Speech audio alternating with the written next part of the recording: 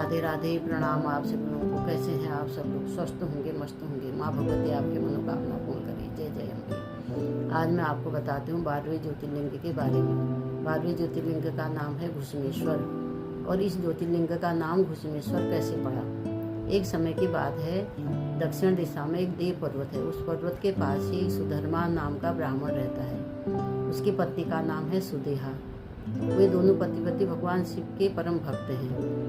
वो वेदों से, यज्ञ से भगवान शिव की पूजा करते थे। एक दिन की बात है कि उनकी पत्नी बड़ी दुखी रहने लग गई थी, क्योंकि उनका कोई पुत्र नहीं था। वो इस कारण बहुत दुखी रहती थी। एक दिन वो पानी भरने के लिए गई तो वहाँ लोगों ने कह दिया कि आपका पुत्र नहीं है। इस कारण वो और दुखी रहने लगी। तो वो आई तो उसने अपने पति सुधर्मा से कहा कि आप दूसरी शादी कर लीजिए। सुधर्मा ने कहा कि मैं दूसरी शादी नहीं करूँगा।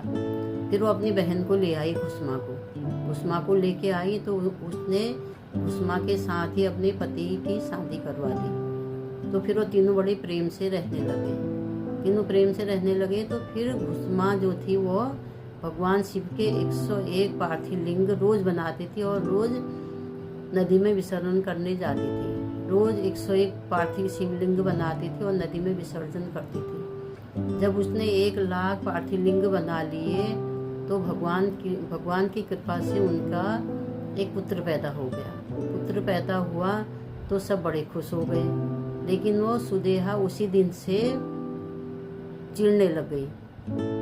तो उसने जब घुसमा का बेटा हुआ तो उसके बड़ा हो गया, उसकी शादी भी हो गई। तो एक दिन उसने क्या कहा, सुदेहा ने उसके पुत्र को मार दिया। मार के उसके टुकड़े करके जहाँ वो पार्थिव लिंग विसर्जन करती थी वहीं डाल आई। जैसे वो वहाँ डाल के आई तो फिर दूसरे दिन उठी तो सुबह उसकी पत्नी ने देखा कि यहाँ खून ही खून हो रहा है। तो वो बड़ी दुखी हुई। उसके बाद उसने पंडित सुधर्मा से बोला कि हमारा बच्चा कहाँ गया।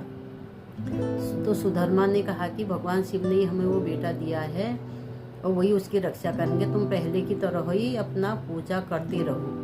तो वो भगवान शिव के पार्थिव लिंग बना के जैसे ही वो नदी में विसर्जन करने के लिए गई, वहीं पर उनका बेटा सामने खड़ा दिख गया। इस कारण भगवान शिव वहीं पर प्रकट हो गए। भगवान शिव ने कहा कि हे कुसुमा, वरदान मांगो, क्या मांगना चाहते हो?